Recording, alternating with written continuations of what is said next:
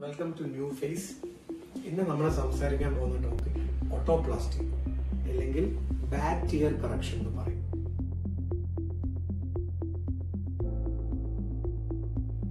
എന്താണ് bad tear correction? നമ്മുടെ സാധാരണ ചെവി നോക്കുകയാണെന്നുണ്ടെങ്കിൽ അത് നമ്മുടെ തലമുടി ഭാഗത്തിൽ നിന്ന് ഏകദേശം ചേർന്നായിരിക്കും ഇരിക്കുന്നത്. പക്ഷേ ഈ ബാഡ് ടിയർ ഉള്ളവരുടെ പ്രോബ്ലം എന്താണെന്ന് പറഞ്ഞു കഴിഞ്ഞാൽ ഈ ചെവി ഇങ്ങനെ തൂങ്ങിയിരിക്കും. ഇപ്പം നമുക്കെല്ലാം അറിയാം മാസ്ക് ഇടുമ്പോൾ ചെവി ഇങ്ങനെ തൂങ്ങിയിരിക്കുന്ന പോലെ. അപ്പം അങ്ങനെയുള്ളവരാണ് ബാഡ് ഇയർ എന്ന് പറയുന്നത്. അപ്പം ഈ ബാഡ് ടിയർ ഉള്ളതുകൊണ്ട് എന്താണ് പ്രശ്നം?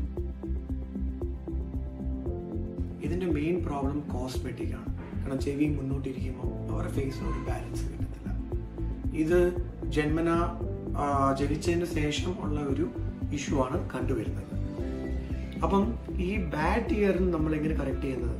ബാഡ് ഇയർ കറക്ഷൻ നമുക്ക് ഒരു സർജറി മുഖേന ചെവി അതിന്റെ പൂർണ്ണ അവസ്ഥയിലേക്ക് നമുക്ക് തിരികെ കൊണ്ടുവരാൻ പറ്റും. അതിനാണ് ഓട്ടോപ്ലാസ്റ്റി എന്ന് നമ്മൾ പറയുന്നത്. ഈ ഓട്ടോപ്ലാസ്റ്റി നമുക്ക് ലോക്കൽ അനസ്തീഷ്യയിലോ സെഡേഷനിലോ ജനറൽ അനസ്തീഷ്യയിലോ ഒരു ഡേ കെയർ പ്രൊസീജിയറായിട്ട് ചെയ്യാവുന്ന ഒരു ടെക്നിക്കാണ്. നിങ്ങൾക്ക് പടങ്ങളിൽ കാണാം ബാഡ് ഇയർ കറക്ഷൻ ഉള്ള ഒരു പേഷ്യൻ്റ് എങ്ങനെ ഇരിക്കും, ബാഡ് ഇയർ കറക്ഷൻ കഴിഞ്ഞാൽ എങ്ങനെ ഇരിക്കുമെന്ന് നിങ്ങൾക്ക് കാണാവുന്നതാണ്. ഇതിൻ്റെ പ്രായം ചെയ്യുന്ന പ്രായമാണ് അടുത്ത ഒരു ടോപ്പിക്.